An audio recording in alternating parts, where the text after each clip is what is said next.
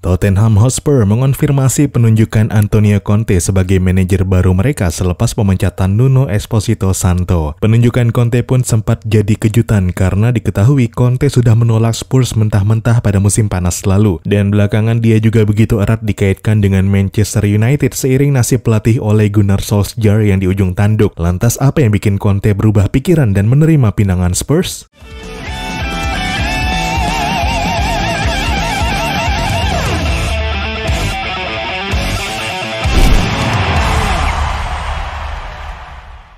Halo dan selamat datang kembali di Papa Bola. Setelah dipecatnya Nuno, Spurs melalui direktur sepak bola mereka Fabio Paratici bergerak cepat mencari pengganti. Dan nama yang jadi prioritas nggak lain dan nggak bukan adalah Antonio Conte, kompatriot Paratici sebagai sesama orang Italia. Conte yang sudah kenal lama banget dengan Paratici dikabarkan sepakat dengan kontrak berdurasi 18 bulan dengan gaji pro rata sekitar 13 juta pound sterling atau setara 252,92 miliar rupiah. Dilansir dari Sportsmail, dalam kontrak tersebut juga tertera opsi perpanjangan selama 12 bulan. Dan gak perlu waktu lama, segera setelah kontrak disepakati, Conte langsung memimpin latihan Spurs di fasilitas latihan mereka, Anfield HQ.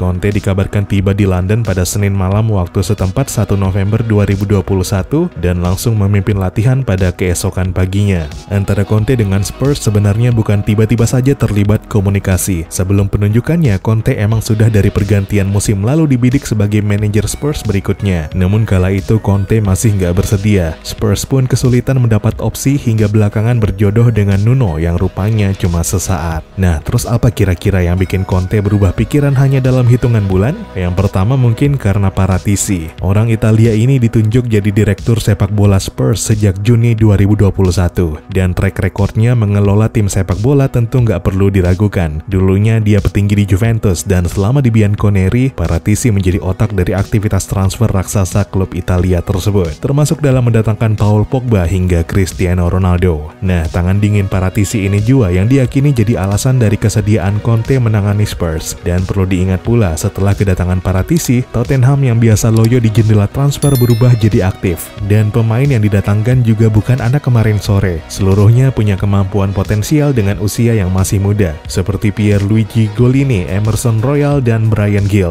Sedangkan pemain-pemain usia veteran dipersilakan angkat kaki sehingga membuka ruang bagi darah baru yang masih segar ini, termasuk bek berbakat dari Argentina, Christian Romero yang sempat diinginkan Messi untuk didatangkan ke Barcelona dulu. Tapi apakah modal relasi dengan Paratici saja sudah cukup untuk merayu Conte gabung di Spurs? Tentu nggak sepenuhnya begitu. Dan alasan yang satu ini mungkin memegang peranan kunci hingga akhirnya Conte berubah pikiran dan bersedia melatih Harry Kane CS. Menurut The Sun, Conte dikabarkan bakal mendapat 150 juta pound sterling atau hampir 3 triliun rupiah untuk modal belanja pemain di jendela transfer mendatang. Duit segini tentu modal yang sangat mumpuni untuk membeli pemain bintang dan membawa Spurs bersaing di tangga juara Premier League. Meski demikian, tentu modal uang saja nggak bakal cukup. Tangan dingin Paratici untuk merayu pemain bintang bergabung ke Spurs masih sangat diperlukan. Barulah kemudian tangan dingin Conte dinanti untuk membalikan keadaan Spurs yang memang lagi terpuruk. Spurs di bawah kepelatihan Nuno memang sempat memuncaki klasemen Premier League pada akhir Agustus lalu. Nuno bahkan ditunjuk sebagai Manager of the Month Premier League kala itu setelah kemenangan 1-0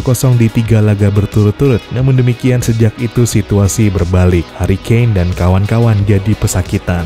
Dan dalam 4 laga berturut-turut melawan rival sekota London seluruhnya berujung kekalahan. Hingga akhirnya kekalahan 0-3 di kandang sendiri dari Manchester United menjadi akhir dari kebersamaan Nuno dan Spurs. Kini kemudi berganti dipegang Antonio Conte, sosok pelatih dengan track record yang begitu mumpuni. Kemana dia berlabuh, di situ juga trofi dimenangkannya. Conte adalah orang yang membawa Juve mendominasi Serie A, dan begitu dia bergabung ke Inter Milan, Conte juga yang mengakhiri dominasi tersebut. Berganti Inter Milan dibawanya menjuarai Serie A. Dan sebelumnya Chelsea yang ketika ditanganinya terpuruk di papan tengah langsung keluar sebagai juara di musim pertamanya. Gak heran kedatangan Conte pun memicu optimisme besar di lingkungan Spurs. Namun akankah hanya dalam 18 bulan masa kontraknya Conte mampu mempersembahkan trofi bagi Spurs?